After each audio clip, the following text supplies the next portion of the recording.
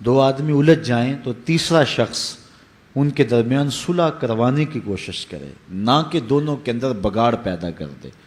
آج ہمارے معاشرے کے اندر لڑائی اتنی پھیل گئی ہے، ایک گھر سے لے کر پورے معاشرے تک ہم تقسیم در تقسیم کے عمل سے گزر رہے ہیں، اور باہمی اختلافات اور لڑائیاں الجھاؤ اس نے معاشرے کے امن کو برباد کر دیا ہے۔ گھر میں نو ساس کا جھگڑا یہ ایک ایسا جھگڑا ہے کہ سمجھا جاتا ہے یہ مٹنے والا ہی نہیں ہے۔ ایک شاعر نے بھی کہا تھا، جان یہ آفاق ہے نو ساس کا جھگڑا، جتنا بھی سلجھاؤ گے اتنا ہی الجھے گا، کہ یہ تو سلجھ سکتا ہی نہیں ہے۔ لیکن یہ ایک شاعر کی اپنی فکر تو ہو سکتی ہے، حقیقت ایسی نہیں ہے۔ اگر دونوں طرف اللہ کا خوف ہو، اللہ کا ڈر ہو، تو پھر جھگڑے نہیں رہتے۔ اللہ اس کے رسول نے تو ہمیں باہم پیار کرنے کا درس دیا ہے، اور معاشروں کے اندر سکون، طمانینت، امن صلح سے ہی ہوتا ہے۔ بلکہ جھوٹ اتنی بری خصلت ہے کہ حدیث میں آتا ہے جب کوئی شخص جھوٹ بولتا ہے تو اس کے منہ سے بدبو نکلتی ہے۔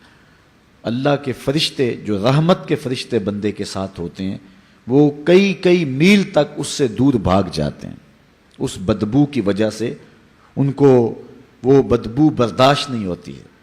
لیکن دو مومن اشخاص کے درمیان صلح کروانے کے لیے آپ جھوٹ بھی بول لیتے ہیں تو وہ جھوٹ نہیں ہوگا، وہ بھی خیر ہی ہوگا۔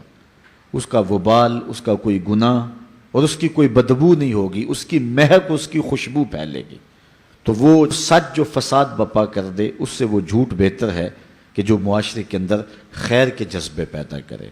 اس لیے بعض لوگ جا کر کے دونوں طرف آگ لگا دیتے ہیں، باتیں بھی سچی بتاتے ہیں، لیکن ایسی دراڑیں پڑ جاتی ہیں کہ جو نہ پھر ختم ہونے والی ہوتی ہیں۔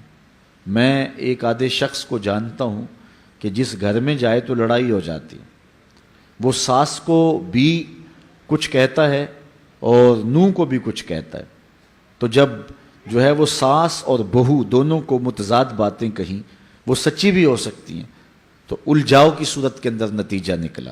لیکن اگر بہو کو کہا جائے کہ یہ تیری ماں ہے اور ساس کو کہا جائے کہ یہ تیری بیٹی ہے، بیٹیوں سے بھی تو غلطیاں ہو جاتی ہیں، اگر کوئی کوتاہی ہو تو اسے بیٹی سمجھنا، اور بہو سے کہا جائے کہ یہ تیری والدہ ہے۔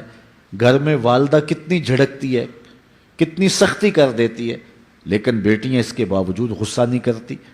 تو ساس بھی تو والدہ کی جگہ پہ ہے، تو پھر تھوڑی سی بات پہ ہی جو ہے وہ ناک اور بھوئیں کیوں چڑھا لی جائیں؟ تو اگر اس بات کو سوچ لیا جائے تو گھروں کے اندر امن اور طمانینت اور سکون پیدا ہو جائے گا۔ انسان کو ہر جگہ سے سکون ملے لیکن گھر میں ہی سکون نہ ہو تو آدمی کیا کرے گا؟ باہر کا سکون بھی سکون نظر نہیں آئے گا اگر گھر میں امن نہ ہو۔ ایک شخص تو پریشان ہو جاتا ہے کہ جائے تو کدھر جائے۔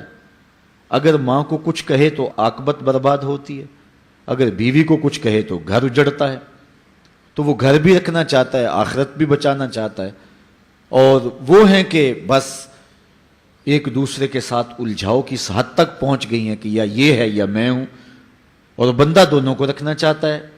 آئی جان شکنجے اندر جویں ویلنے دے وچ گنا، تو بندے کی وہ کیفیت ہوتی ہے کہ اللہ یاز باللہ، کاش کہ اللہ اس کے رسول کا ڈر سینوں میں پیدا ہو اور ایک دوسرے کو برداشت کرنے کے جذبے پیدا ہوں، تو پھر گھر امن اور سکون کی جگہ ہیں، اور سکون اور امن گھروں میں پیدا ہو، ورنہ خام خواہ گھروں کے اندر مصیبتیں کھڑی ہیں، غلط گمانیاں، بد گمانیاں پیدا ہو جاتی ہیں، اور معاشرے کا چین جو ہے وہ چھن جاتا ہے۔ اسی طرح خاندانوں کے درمیان نزاع کھڑے ہو جاتے ہیں۔